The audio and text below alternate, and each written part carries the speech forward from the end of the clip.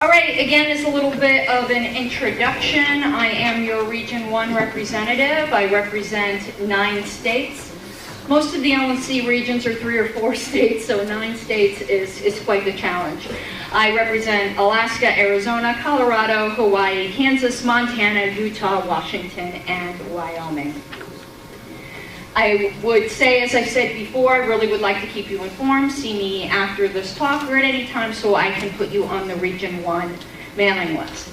I am also the chair of the Libertarian Party Historical Committee, which I'll be talking about a little bit during this talk because it will become relevant. I'm also the communications director for the Libertarian Party of Colorado and the Colorado State Coordinator for the Libertarian Party Radical Caucus. I've recently been appointed to both the bylaws and the platform committee. So, in other words, I'm extraordinarily busy in between work. There's no time in the Libertarian Party. There's very little time for anything else. So, my talk today, let me pull out my notes here. I have become extraordinarily passionate about party history, and that has become a lot of the focus of my libertarian activism. And the way I like to start this talk, and it was most fun the first time I gave this talk when my husband was in the room, because he hears me jibber jabber all day long and he thought he heard everything. And so I started out the talk by telling everyone that I had a confession to make, and that the confession I had to make was that I was having an affair. And you should have seen his head jerk up so quickly. And it was very good. And I said, and it's a fiery, steamy, passionate affair. And then when I confessed that the affair was with the Libertarian Party and the Statement of Principles, he was like, well, I already knew that one. But it is actually true. I'm one of the people who almost offhandedly opened up the website of the Libertarian Party one day. I read the platform, particularly the Statement of Principles, and the very next website I opened up was the Colorado Secretary of State, and I switched my voter registration on the spot. I was never spoken to by any libertarian. I did not become a libertarian that way. I became a libertarian simply by reading the words that I'm going to be telling you a little bit about the history today. And it did quite literally change my life. So, I want to try to impart upon you a little bit of the passion I have and a little bit of a deeper understanding for why we have something called the Statement of Principles, what it means, and what it might mean to you today. And this is what this banner is. I actually have several of these banners at my house. It's quite interesting. I also have the framed Statement of Principles, which I found in the Colorado records and bought at an auction last Colorado convention. When I found it in the records, I almost was tempted, since nobody knew it was there, to just keep it. And then I figured stealing a copy of the Statement of Principles probably wasn't the best way to honor it, and it would have been like Poe's telltale heart on my wall beating at me. So I did win it fair and square in an auction. But this is the way the current Statement of Principles reads, and most of you have read it. But I find there's a certain power in saying the words out loud. And I would like for you to listen to me and really take them to heart. Perhaps you haven't even read them, and realize the power of these words. Libertarian Party Statement of Principles says, we, the members of the Libertarian Party, challenge the cult of the omnipotent state and defend the rights of the individual. We hold that all individuals have the right to exercise sole dominion over their own lives and have the right to live in whatever manner they choose, so long as they do not forcibly interfere with the equal right of others to live in whatever manner they choose. Governments throughout history have regularly operated on the opposite principle, that the state has the right to dispose of the lives of the individuals and the fruits of their labor. Even within the United States, all political parties other than our own grant to government the right to regulate the lives of individuals and seize the fruits of their labor without their consent. We, on the contrary, deny the right of any government to do these things, and hold that where governments exist, they must not violate the rights of any individual, namely, 1, the right to life. Accordingly, we support the prohibition of the initiation of physical force against others. 2, the right of liberty of speech and action. Accordingly, we oppose all attempts by government to abridge the freedom of speech and press, as well as government censorship in any form. And 3, the right to property. Accordingly, we oppose all government interference with private property, such as confiscation, nationalization, and eminent domain, and support the prohibition of robbery, trespass, fraud, and misrepresentation. Since governments, when instituted, must not violate individual rights, we oppose all interference by government in the areas of voluntary and contractual relations among individuals. People should not be forced to sacrifice their lives and property for the benefit of others. They should be left free by government to deal with one another as free traders. And the resultant economic system, the only one compatible with the protection of individual rights, is the free market. Amen. Amen is exactly right. Last fourth statement of principles. Those are some powerful revolutionary words right there. And if you hadn't listened to them in a while, maybe that sunk into you a little bit. I have to tell you, I'm such a policy geek that I still get chills when I say them. Now, I've been doing quite a bit of libertarian archaeology on my fascination with these particular words, and it's a work in progress. There's probably some people here today who will be able to give me some additional information that I didn't know before. I also, though, believe that this type of work is very long overdue. As I began to try to find out why we had these words and work back into time to learn about the beginnings of this party and our particular ideology, I discovered that important pieces of our history have at worst been obscured and miscast and mischaracterized, or at best they have been sorely neglected, and that we are in danger of quite literally losing a part of our history. And I'd like to dispel some of that, and I would like to be one of the people that ensure that we do not lose our history.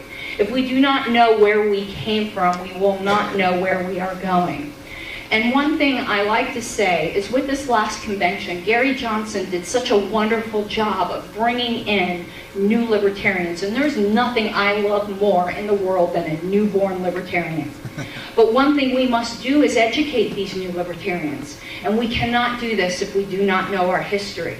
And I have to tell you, some of the most exciting people that have come up to me, so excited about our history, have been these new libertarians. It's really, really great. And I'll talk a little bit more at the end about this project I'm doing to educate people on our party history beyond the talk I'm giving today. So I am now going to tell you guys some of our history. Some of it you may know, some of it you may not, but I guarantee you will learn a couple things, I hope at least, and some of you may learn a whole lot, and I do hope you appreciate it. The very first convention of our party took place in Denver, yay, Colorado, in 1972. And at the time, it comprised a very diverse lot of people, almost like the diverse lot of people we have here today.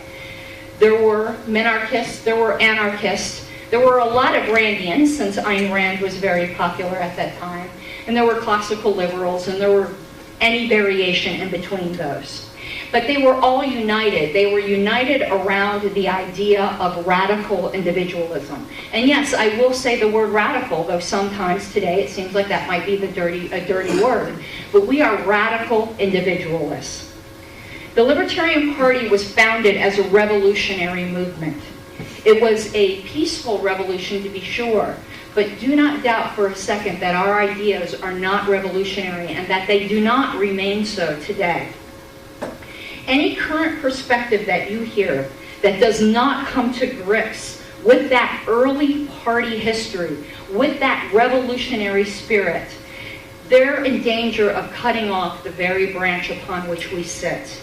And make no doubt about it, libertarianism remains a radical, revolutionary idea if we are going to be true to those words that I read to you earlier.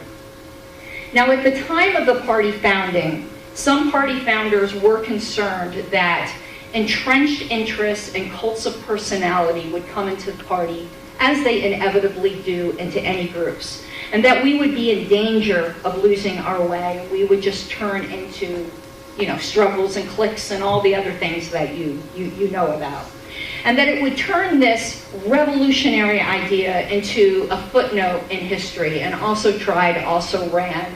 That was a nice idea, let's move on to the next thing. There is a man that I have the honor, he's a party founder who's still alive today, that I've had the honor to get to know very well, and his name is D. Frank Robinson from Oklahoma. And he gave me a little bit of a history of things that happened at that 1972 convention. Himself and Ed Carlson decided that they were going to convince Party Maine co-founder Nolan that they should protect this fledgling party. And the way they would protect the party was by embedding in it what they called an article of faith. It would be something that would be inserted into the soul of the party that could not be altered except by a super majority and a super quorum. And this idea was approved by the original Constitution and Bylaws Committee. As Robinson has related this to me, it's not good parliamentary form to do that. It's not good parliamentary form to put a depth charge into the heart of a group when the survival of the organization is the main thing. But they had decided that the survival of the organization wasn't the main thing. The survival of our principles was the main thing. So they concluded that it was an appropriate goal for an existentially ideological organization to fervently believe that the principles was the sine qua non of the party, not just the mere existence of some hollow shell that bore little resemblance to the ideas from which it sprung. So David Nolan and the founding delegates were convinced of the wisdom of this idea. And as Robinson described it, this was their intent, and I will quote him because I can't say it any better than he did. We wanted to plant a rhetorical stake in the ground with a tether. The statement of principles, a terse one-page document declaring to all coming after us, this is the anchor and the lifeline. Do not tread too far from it or you may perish. If you stay close, you may eventually prosper for your efforts. Now, 40 years later, we are those who came after them. And it is the same thing. This is the lifeline. If we stick close to it and continue to stick close to it, we may eventually prosper for our efforts. And I am convinced if we stray too far, we will indeed perish. Or at least what is libertarianism will indeed perish. So this is what the 1972 convention did. They passed a Declaration of Principles. They originally called it the preamble, but it is eventually what we had today. And they secured its survival by demanding, and a lot of people don't know this, that the Statement of Principles can only be amended by a 7/8 vote of registered delegates at a duly called national convention. Now, you guys had certain quorum issues here today, so I want you to let that sink in. 7/8 vote. Now, you could take what I like to call the Dumb and Dumber approach, where Jim Carrey said to her, is there a chance in a million that you might date me? And she goes, oh yeah. And he goes, well, I have a chance. No, 7/8 is not a chance. It's that 1 in a million. But I want to take this a bit further. I want you to really realize what I said. I didn't just say a 7/8 vote. I said a 7/8 vote of registered delegates at convention. If any of you have ever been to a national convention, you may realize that there isn't 7/8 of registered delegates in the room at any one time. So it is in fact functionally impossible to get that 7/8 vote. It is the parliamentary equivalent of saying it's nearly impossible, and that was by design. Also, so that is the super majority and the super quorum. So, is it possible? Yes. Is it likely? No. If 1/8 of the delegates believe still in the foundational vision of the party, the game is over. And if you cannot get 1/8 of our delegates to stand on principles, then the party was already dead, and that vote will only be the formal declaration of its passing. But these initial founders realized this was a serious step that they were taking. They were basically building a vault, stepping inside, and destroying the key. Although the Statement of Principles in 1972 passed unanimously, I want you to stop and think about this for a second. This was libertarians. There was something that passed unanimously. I'm not so sure we could pass unanimously right now that I'm standing here. But they passed the statement of principles unanimously. And it was about a group of about 80 of them. So it wasn't 2 or 3, which I just don't even think 2 or 3 libertarians can pass anything unanimously today. But they put in an escape hatch. They said that we are going to give ourselves 2 years to think about this thing that we just did. Let's come back in 1974 and revisit the issue.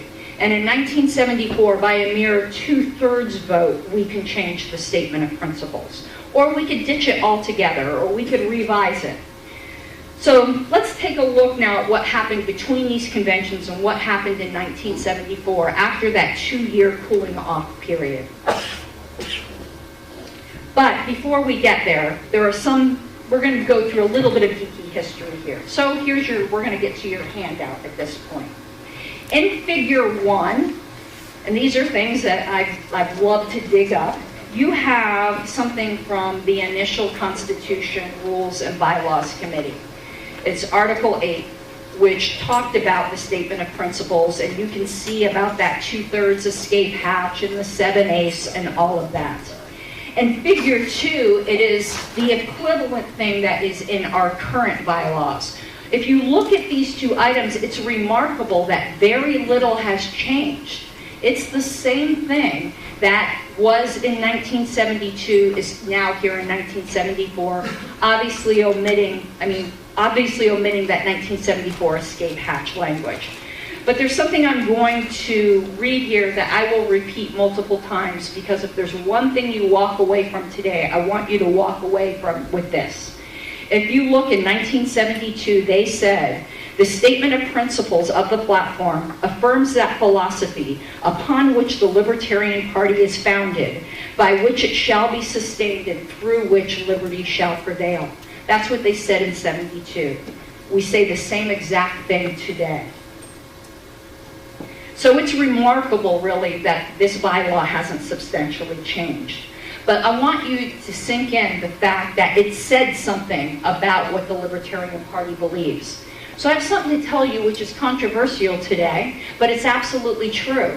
Anyone who says that Libertarian Party libertarianism cannot be defined, that it doesn't mean anything specific, is quite simply ignorant or ignoring our bylaws. Let me read that to you again.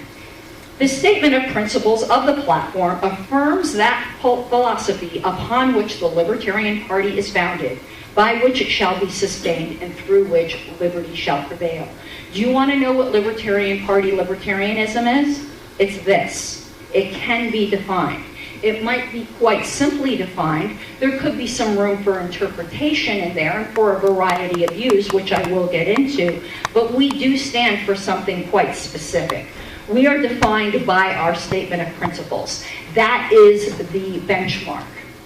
There is often talk of something I believe in, but I think the word is misused. There's often talk of the big tent of libertarianism that could accommodate a wide plethora of views. And I agree with that. But this tent does in fact have boundaries. And these are the four corners of the boundaries of the big tent of libertarianism. So while anyone who is willing to go in our direction should be fully welcome as an active and valued member of our party, as long as they're willing to certify our membership pledge, the tent of essential Libertarian Party beliefs is circumscribed by our statement of principles. Any member obviously is free to disagree on some points. I disagree on some points, but the fact is that this is the ideology of the Libertarian Party. And like Trent, I need to get something to drink, but he's a good boy and drinks water. I drink caffeine.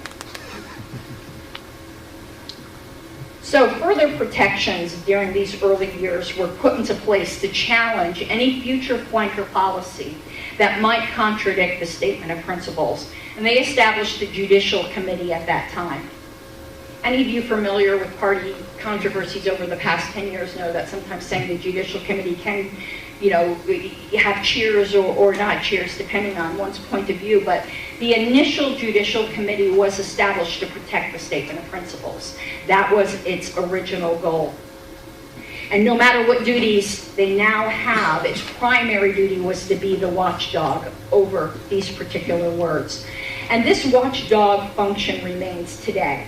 If you go to figures 3 and 4 in your handout, you can see the original function of the Judicial Committee, and you can see in figure 4, it remains today a primary function of the Judicial Committee, except for that resolutions have now been added. So not only can any policy or plank not contradict the statement of principles, neither can any resolution resolved at a national convention contradict the statement of principles. Also, at this time, an amendment was made that made affirmation of the statement of principles an absolute condition of affiliation with the national party, and that is in figure 5. As you know, state party affiliates are autonomous, but they're autonomous within several limitations, very narrow ones. One, you must file a copy of your bylaws with the national party. Easy enough, right? But also, every single state affiliate must affirm the statement of principles. If a state affiliate disaffirms the statement of principles, arguably in our bylaws, they have disavowed their affiliation with the national party. The statement of principles is not optional. Being an affiliate of the national party means that you have affirmed the statement of principles. And I cannot repeat that enough. This is, in fact, the lifeblood of our party. So, going back to 1972, the initial platform committee, which was chaired by Pip Boyle, set to work writing a statement of principles. The initial result was deemed to be unsatisfactory. It was deemed to be something that was quite obviously written by committee. If any of you have been on committees, you know sometimes things that are written by committees are not the most elegant things that can ever be done. So they thought that the content was good, but the style was wanting. So they determined at that time that they would take submissions from the floor, and legend has it people went off and wrote things for about an hour and came and presented them to the convention. During debate on the order of adoption, meaning whether the convention would adopt a statement of principles first or a platform first, several insightful comments were made at that 1972 convention. And if you're wondering how I know this, I have the tapes of the 1972 convention that were found in D. Frank Robinson's basement, and I've listened to it, and it is really, really quite interesting what was going on. The conventions were just as lively then as they are now. But several insightful comments were made arguing that we could not adopt planks until we had principles from which those planks would be derived. And Toni Nathan was at that original convention, and she just had, every time I heard her, she had the greatest wonderful voice. And Toni Nathan got up on the convention floor and she exclaimed, "We will be the laughing stock of the world if we adopt planks without first adopting our principles," full of fire and vigor. And it was just wonderful. So the delegates said, yes, we will adopt our statement of principles before we write a platform. And there were 5 proposals submitted. And what I did with these 1972 tapes is I sat down and I transcribed these proposals that were submitted. I think this might have been the first time that was done in over 40 years. And they are contained in your handout as figures 6 through 10, which on your own time you may want to read through the things which possibly could have been our statement of principles. And if any of you have read Ayn Rand, you will see the very strong Randian strands through here. Some of these I'm actually very glad we did not adopt, because there was all that, man is not a sacrificial animal. If any of you know Ayn Rand, she loved that phrase. So some, excuse me, some of these statement of principles are quite interesting. But it was the proposal of John Hosper's, which was the version that was adopted. And something I've dug out of history, if you go to figure 12, that's actual copy of his handwritten and typed notes from the 1972 convention. It's a piece of history there. That is what was submitted to the 1972 convention with his little handwritten notes as they were changing things. on the floor. And I have to tell you, if any of you are familiar with John Hospers, you know he had a wonderful voice. He had a wonderful speaking voice. And in listening to those tapes that were in someone's basement for decades, and I was listening to them on my computer, to hear John Hospers, as they announced him coming up and say those words for the very first time that they were heard, we, the members of the Libertarian Party, challenge the cult of the omnipotent state and defend the rights of the individual. In John Hosper's voice, it nearly brought me to tears. I mean, it was just so wonderful. So after the Hospers proposal was passed, the delegates then gave the 2 years to consider.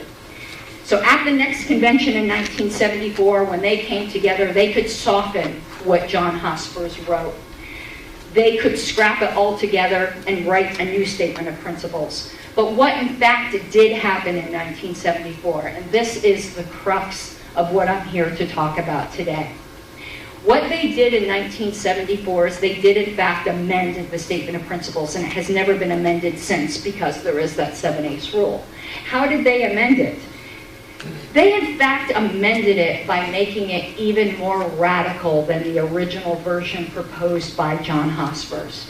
Because what happened between 1972 and 1974, and I want you all to prepare to be very scandalized and very shocked, because you will not believe that this happened. But during those 2 years of between 72 and 74, disagreements started to form within the Libertarian Party. It's unbelievable. Nobody believes me when it says that there were factions, there were schisms, people were threatening to walk out.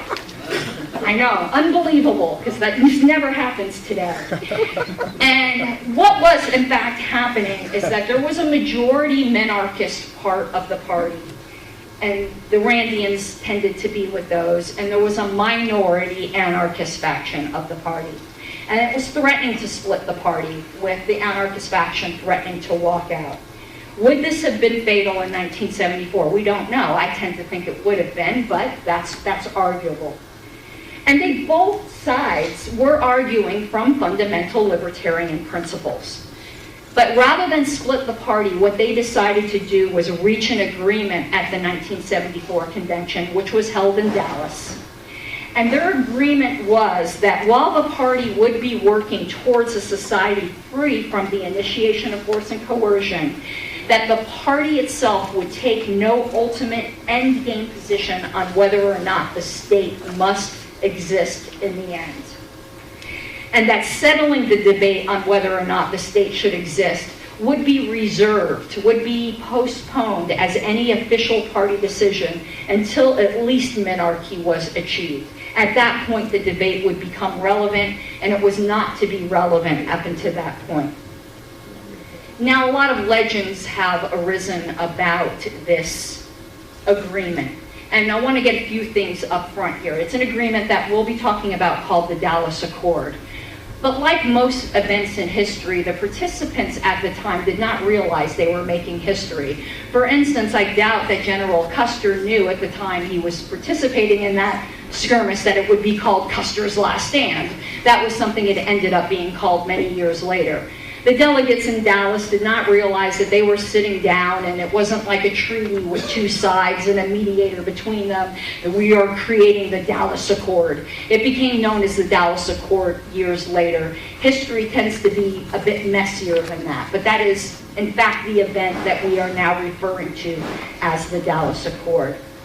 There are some things that, there's been a lot of mythology. I have to tell you, if you've ever read the Wikipedia article on it, it's terrible. Even I wrote part of it. Part I wrote's not terrible, just saying. But in general, there's a lot of mythology that has arisen about the Dallas Accord. What exactly was it?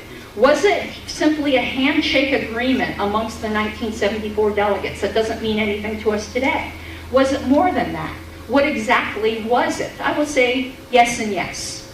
There was some of it that was informal. Like some people claim that the Dallas Accord meant that the platform could never say things that might indicate anything about the state. Some people say that if the platform ever said anything like that, that meant that the Dallas Accord was broken. So I'm going to dispel some of this false history about the Dallas Accord. And I'm astonished, actually I'm literally scandalized, and this isn't one of my typical exaggerations, I'm literally scandalized that there hasn't been significantly more pushback about this area of our history. And my passion for untangling it is why I'm standing here before you. So we like talking about, what's it, alternative facts? Is that what Kelly Conway called them? Alternative facts. Here's an alternative fact that's often cited. This alternative fact is that the Dallas Accord was entirely informal. The whole thing was informal and is only used today as an interesting historical oddity that it's not binding upon anyone in this room. This is easily disproven, though. It's easily disproven through witness testimony, such as the people I've interviewed who were actually there. But you want to know what? I found that witness testimony varies. After 40 years, people remember things differently. And we actually don't even have a copy. Can you believe as a party, and I'm hoping to find it, there isn't a copy of these 1974 minutes. And I do have a copy of the audio tape from 1974, and it heartbreakingly is missing the one tape that had the discussion surrounding the edits to the Statement of Principles. Yeah. That did break my heart. And I do hope to find minutes of this 1974 convention. But it's easily disproven. I'm a paralegal by trade. I've been a paralegal for 20 years. So it's easily disproven through forensic document examination. And I'll explain to you exactly what I mean. Let me just skip ahead here because I started going a little bit off script. So I am claiming that at least portion of the Dallas Accord was formalized and that it's binding upon each of us. But do I have any evidence for this extraordinary claim?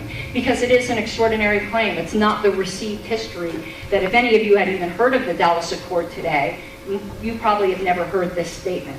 But I do in fact have evidence that there was at least part of it that is binding and that was formalized. We have an artifact from that time that rings through history. I think it rings like a bell and it cuts through the fog of these decades. And you want to know what that evidence is? It is the amendments to the Statement of Principles that took place in 1974. All this groundwork I did to you about the 7/8 and the supermajority and the superquorum and all that was to show you how seriously the Statement of Principles was taken. And the fact that it hasn't been amended since 1974 shows you how serious it was. So if you go to page 10 on your handouts, you will see in figure 13, the 1972 Statement of Principles, which is different from the Statement of Principles that's here before you. And then immediately following it, you will see the 1974 Statement of Principles. But the most interesting thing, and I don't know if anyone else has ever done this exercise, on page 12, I took the liberty of comparing the two and color coding for you the differences, the edits that were done in 1974. And these changes can be grouped into 4 categories. There were style and grammatical changes. There were gender neutrality changes. You know, man and mankind was changed to people or things. We were very forward-thinking back then. Now, nobody thought anything of saying he or men then, but the Libertarian Party back then was sensitive to that and made it gender neutral. And then there were changes I call the Dallas Accord changes. And those are the changes in yellow. And that is what I would really like you to pay attention to right now. What you are looking at in all those things in yellow is the Dallas Accord. The thing that people keep telling you was never formalized and was just a handshake agreement. The fact is, it is contained within the Statement of Principles. The Statement of Principles, which requires 7/8 of registered delegates if any of you wanted to amend it next convention. There could be nothing more serious than that. When I began this analysis and did this color coding, which again, I don't think has ever been done before, it might have been, who knows, everyone always thinks they're so wonderful and then it turns out they're not, but I was already aware that the Dallas Accord changes made the existence of the state optional. Most people knew that, I knew that. And I knew that it gave a couple, quote unquote, nods to anarchy. But until I did this analysis, I didn't realize how deep the changes went. So let's take a look at it. The 1972 version of the Statement of Principles said, "The sole function of government is the protection of the rights of each individual." And it also said, "Government has only one legitimate function, the protection of individual rights." Neither of those phrases appear in the current Statement of Principles. What they did is they changed those phrases in 1974 to say, where governments exist, they must not violate the rights of any individual. And governments, when instituted, must not violate individual rights.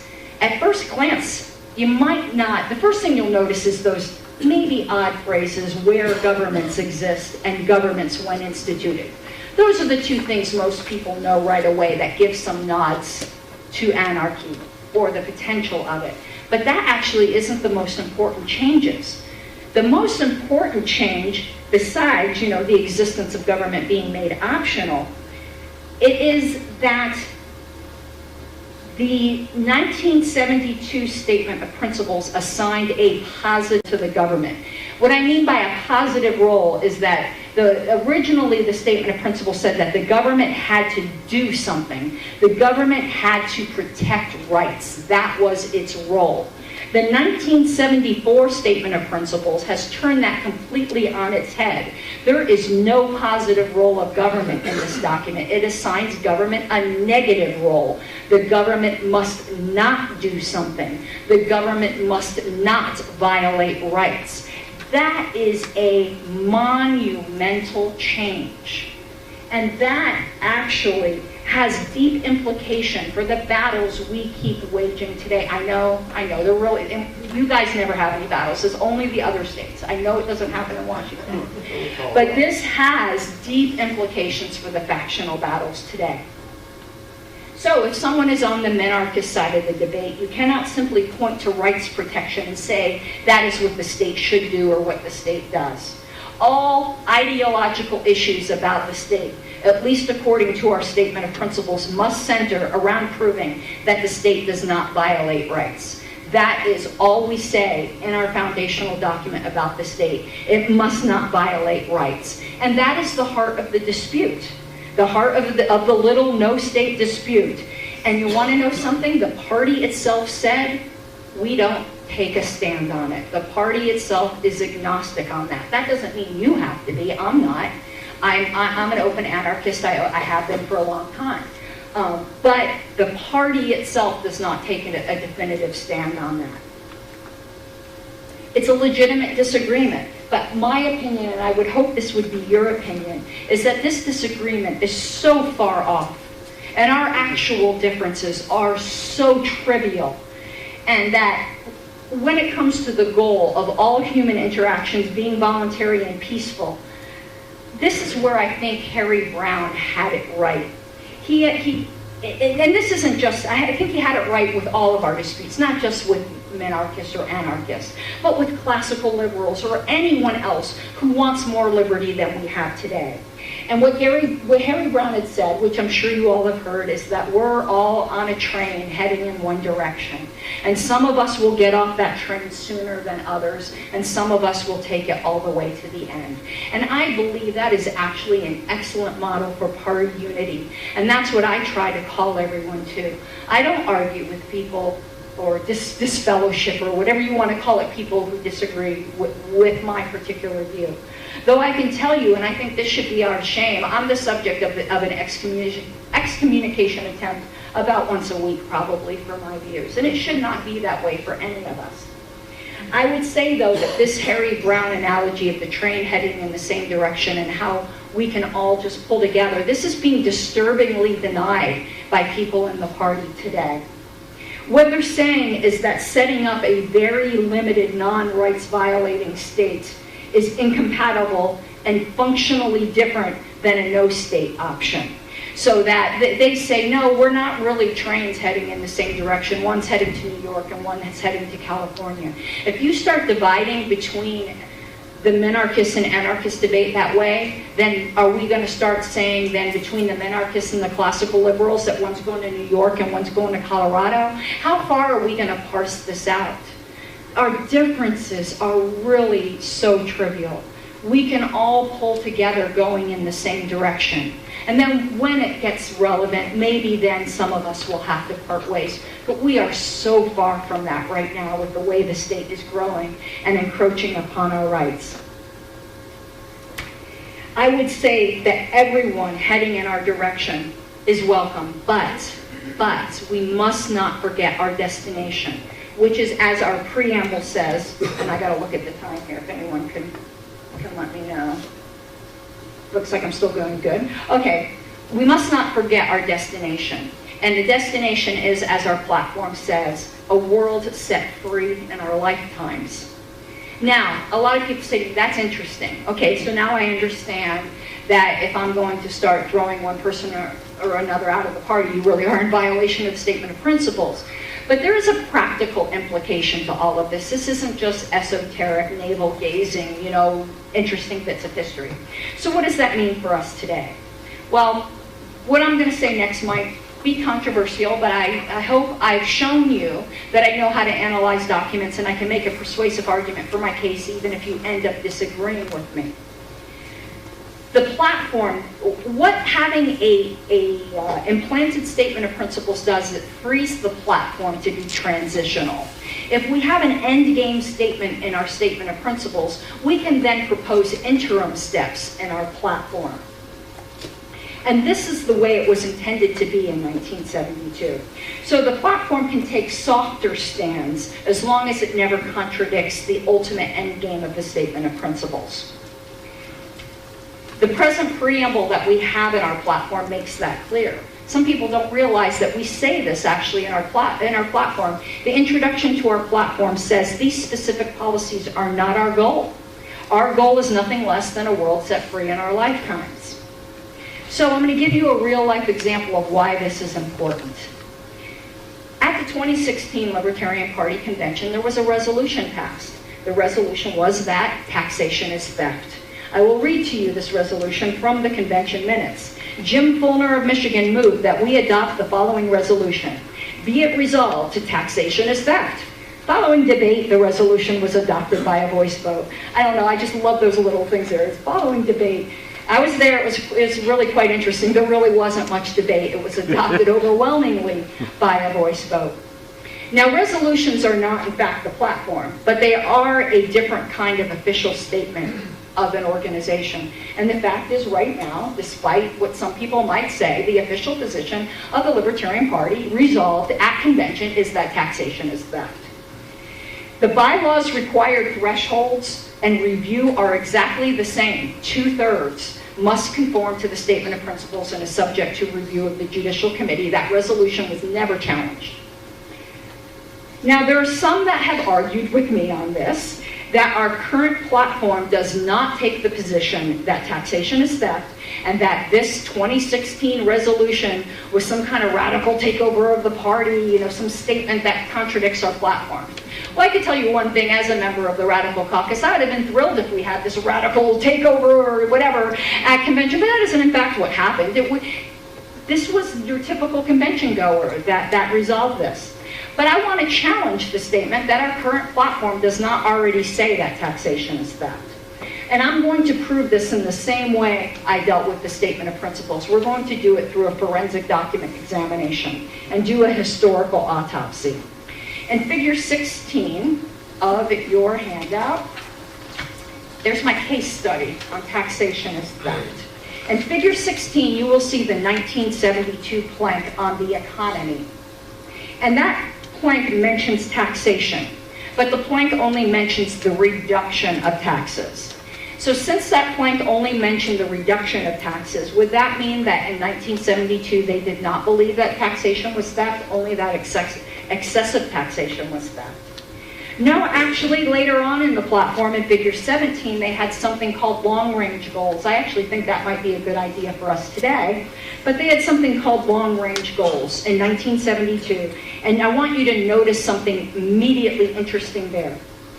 That part of the platform recognized that there was a need to deal immediately with what presently existed, the state and taxation.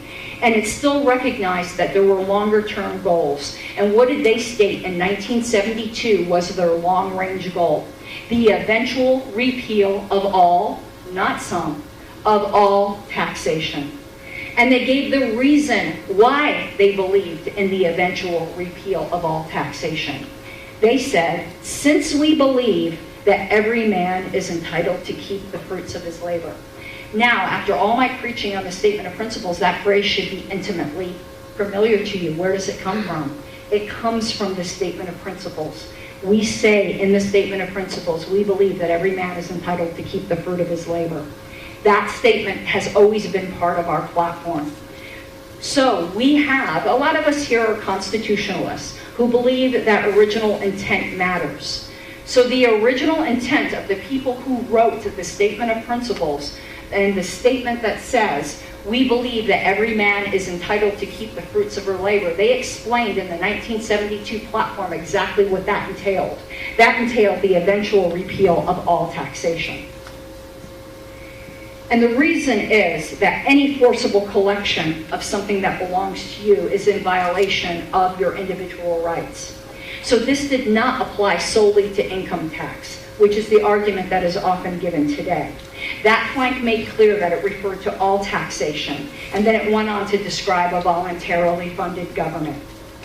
In 1974, and Figure 8, this idea of the repeal of all taxation was moved up, and then if you look in Figure 19, there was another interesting statement made which is relevant to debates today, and I bolded it for you. They were talking about religious freedom and the taxation of churches. And in 1974, they said, actually 1976, they said, we oppose taxation of church property for the reason that we oppose all taxation. They opposed all taxation in 1976. And then, if you look at Figure 20, they also then started singling out income taxation.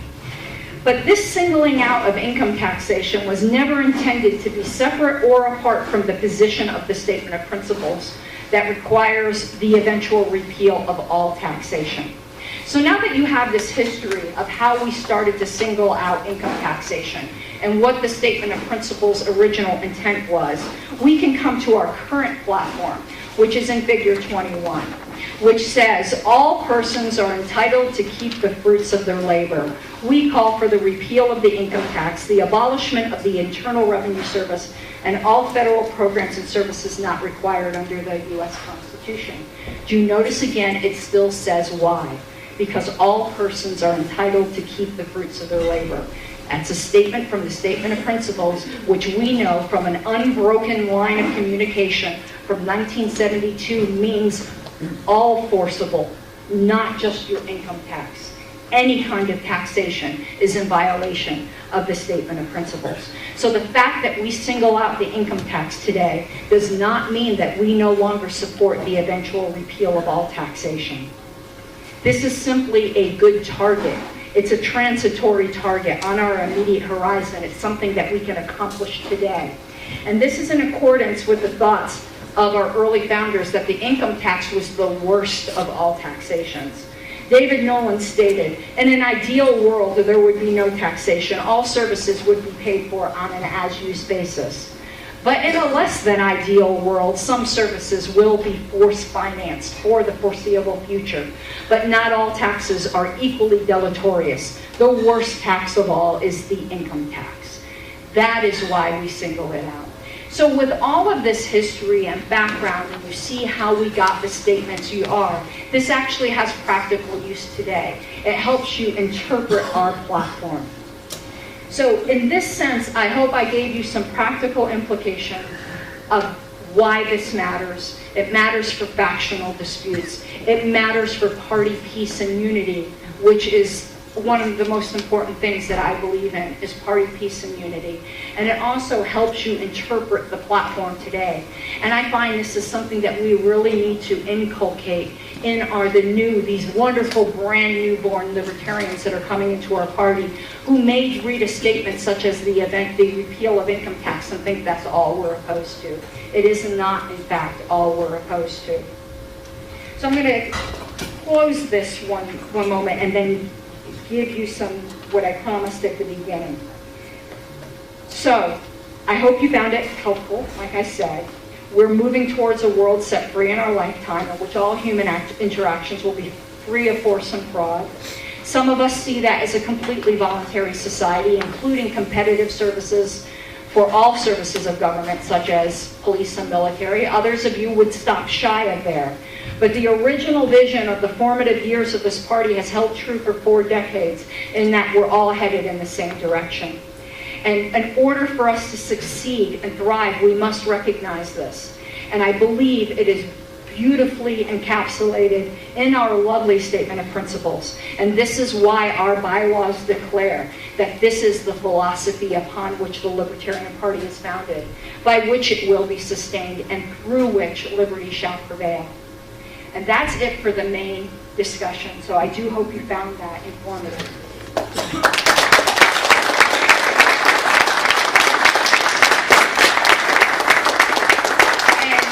Do I have time for any questions on this?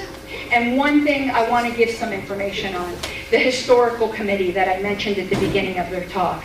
I was in Alexandria in December, and I asked to see their archives because I have this fetish for party history. And when I went and saw all of these wonderful records, and there's a storeroom full of it. There was a legend that all of our records were destroyed in the flood at the Watergate building. That's not in fact true. There is so much party history just sitting in a storage facility. So I came back and ranted and raved about it. And sometimes I swear the LNC did this to me because they thought, well, there has been over 3,000 emails on the email list on the LNC in this term, and 1,200 of them are mine. And there's 17 members on the committee, so that tells you how active I am in jibber-jabbering. So I sometimes think they put me in charge of the party historical committee because they thought they would bury me in records and maybe I'd be less active on the LNC list. That hasn't succeeded so far. So now all of the records are getting shipped to Colorado next weekend. So the storage facility of all of those records, I have volunteered to put my professional paralegal use to categorize and start organizing these records with the goal of getting them digitized and online.